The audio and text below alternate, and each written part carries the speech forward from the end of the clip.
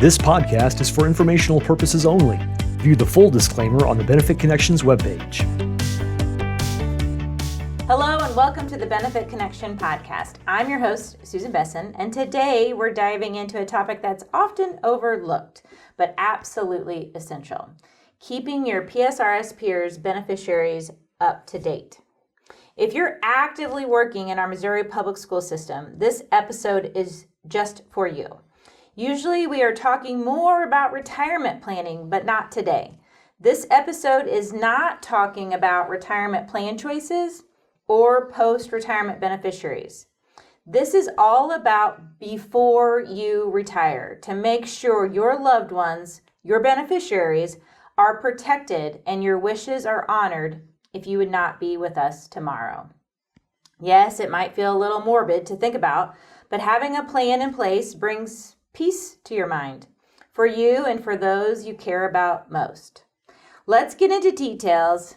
This could make a big difference for your future and for your beneficiaries. Today I'm joined with Lori, who is a supervisor of the Survivor Benefits Department and has been working with PSRS peers for more than 20 years. So happy you could be here with us today, Lori. Thank you. I'm excited to share information today with the Benefits Connection podcast. Yes, I'm super glad you could be here because I think this is one of the more important questions, and I'm going to dive right into it. Why is it important for me or for everyone, our listeners, to keep PSRS peers' beneficiary information up to date while I'm working? It is very important, and it's something a lot of people don't always think about or go back and double check after they initially put on their beneficiaries when they start working. If you pass away before retirement, your designated beneficiaries may be eligible for survivor benefits, a monthly benefit, or a lump sum of what their contributions and interest would be. But if your beneficiary information is outdated or missing, then what PSRS peers has to follow is the state law to determine who would receive those benefits. And that might reflect what your current wishes might be. It might be a little bit different than what you actually want. Okay, so can you give me a little bit more detail on what happens if I or our listeners don't have a beneficiary named, or if the beneficiary that I did name is outdated?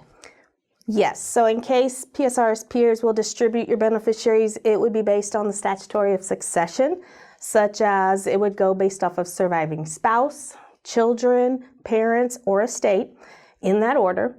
And what that means is the law decides who gets your benefit. It may not be who you actually would choose. And so if you want someone specific, you would want to make sure you name that and keep that up to date.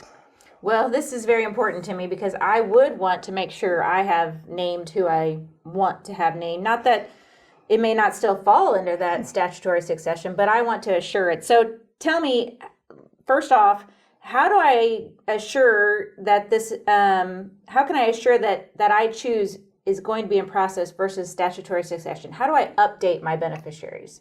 It's really easy. So first, you can go on to web member services at psrs-peers.org and update your beneficiary online. And so if you prefer to do it the paper form, if you've always done that, you can still do that as well. And you can send that in by mail, fax, or email. Or if you do have the web member services and you still want to do it on paper, you can upload it on your web member services account as well through the portal. So you're saying it's super simple. I could log into my account today, update my beneficiaries, or if I don't have that login or I don't feel comfortable doing that, the form is out there on the website. Just get that form, fill it out, email it, or upload it as well on my online account? Yes, that's correct. That seems pretty simple. You stated it is important, though, to keep my beneficiary designation current. When should I review or change my beneficiary designations? So it's always good to double check your member statement you get. You get it every year. You can check it on web member services, but you can, whenever we send them out every year, you can double check that for your beneficiaries as well as other information. But keep in mind, if you ever have a life-changing event, if you get married, you have a divorce, you have a new baby, any kind of life-changing event, you will want to update your beneficiaries, because if you don't, that life-changing event can void out your beneficiaries. Even if you want to keep them the same as they were, then you'll want to update your beneficiaries. Okay, so very important that if life-changing, I want to update it.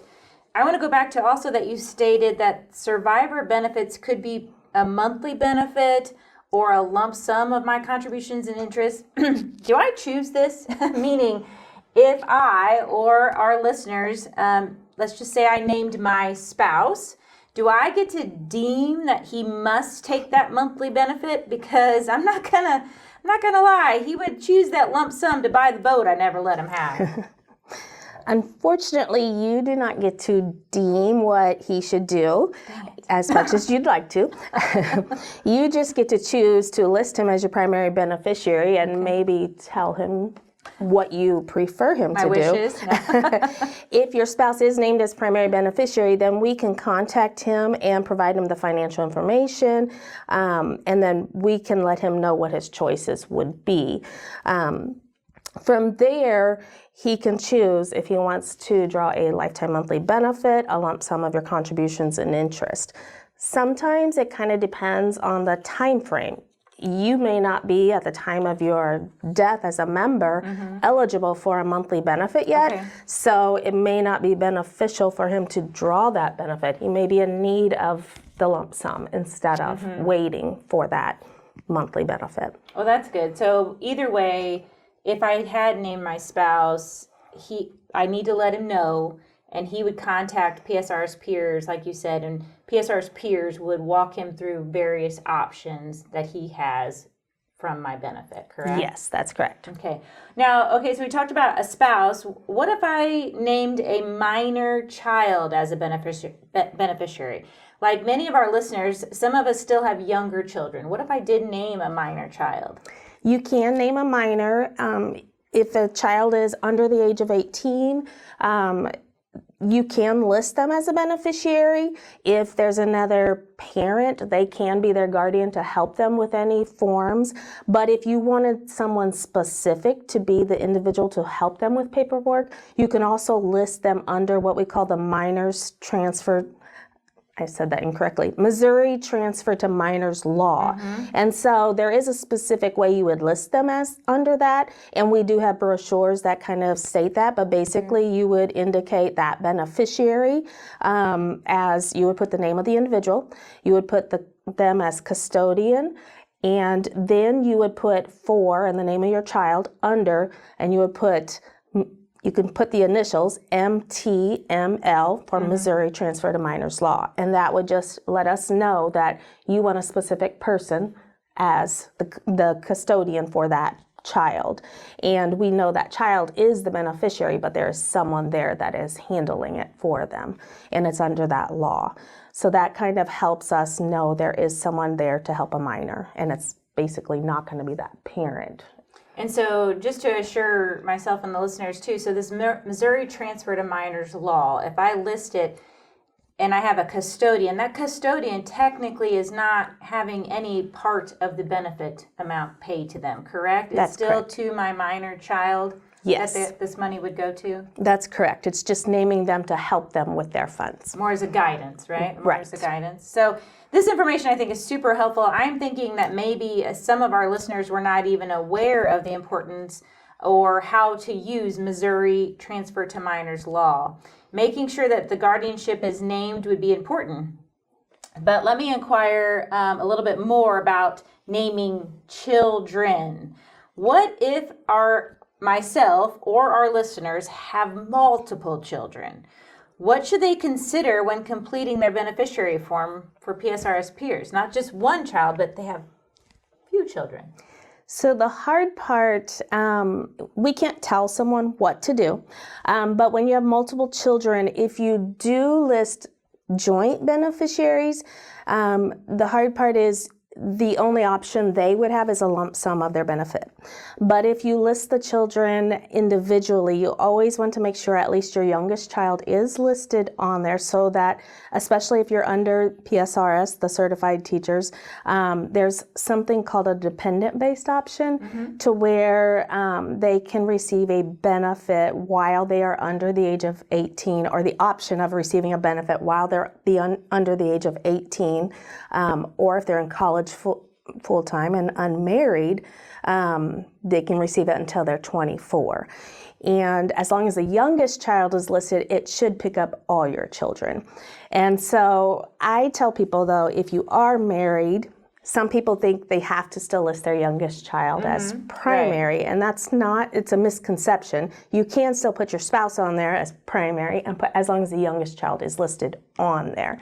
So if you put your spouse as primary and your youngest on there as first contingent, second contingent, somewhere, it's still going to pick up your other children. Okay. But if you have multiple children and you put them all on there as primary, first contingent, they're not going to be able to draw just a lifetime monthly benefit because they're listed as joint beneficiaries. And that's the thing you need to consider there is, do you want that option of a lifetime monthly benefit for your beneficiaries?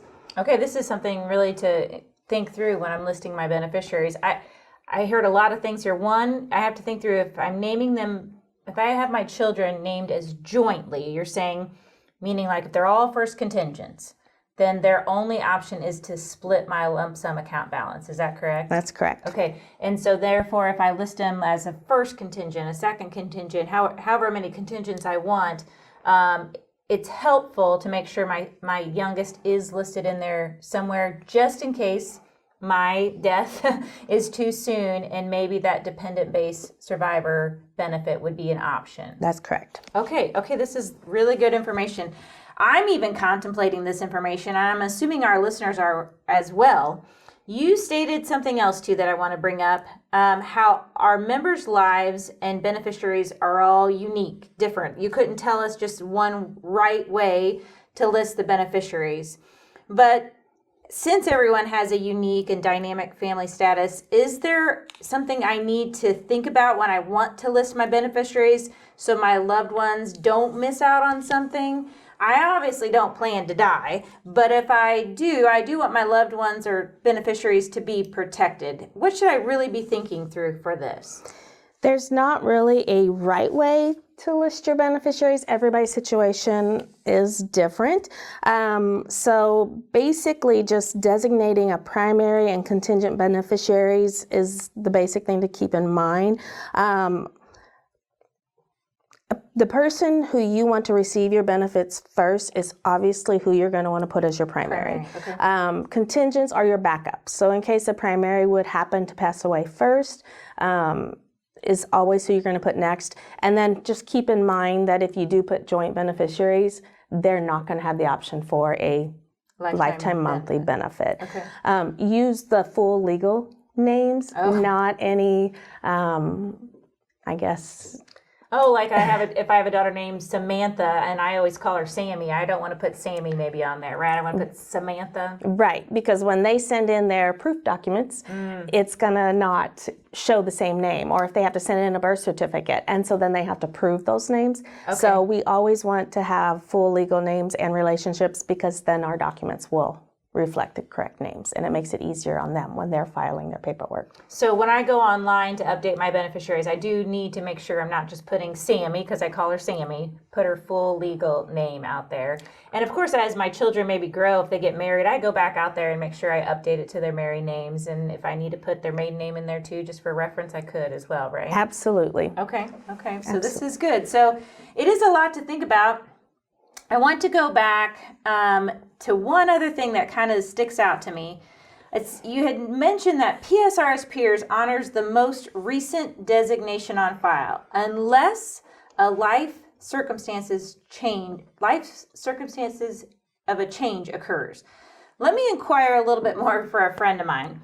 She's been going through a unfortunately long, ugly divorce. She has 2 daughters.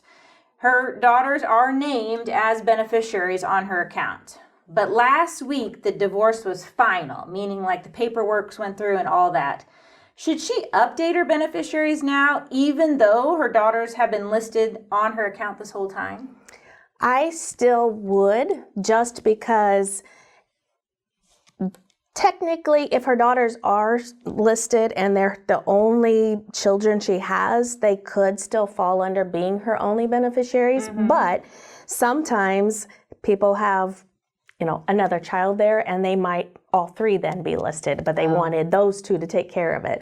Or they might have, there's just some weird situations sometimes that fall in place. And so I always tell people, when you go through a divorce, even if you want it the same, go out there and just update that beneficiary. Even if it's the exact same, just go out there. If it's on web member services, you can literally go out there and just make a small change and hit save, and it updates it. If you're sending a form in, you can just rename the same names, send it in, and it updates it, and it's just showing it after that date. So basically, the divorce was final on Monday. If I have it shown that I updated on web member services or by form on a Wednesday, it just shows it changed it after the life-changing event. Right. It's even though I didn't technically change it. It's just making sure there's not going to be any kind of weird situation that's going to happen to where you know that your ex-spouse isn't going to get anything from it. And not that they would, because the divorce should be final, but it's just going to make sure that something weird isn't going to happen with the law there. No, I agree. I like this. So I want to review kind of for our listeners everything that we went through today. I feel like we talked about keeping your beneficiary information up to date.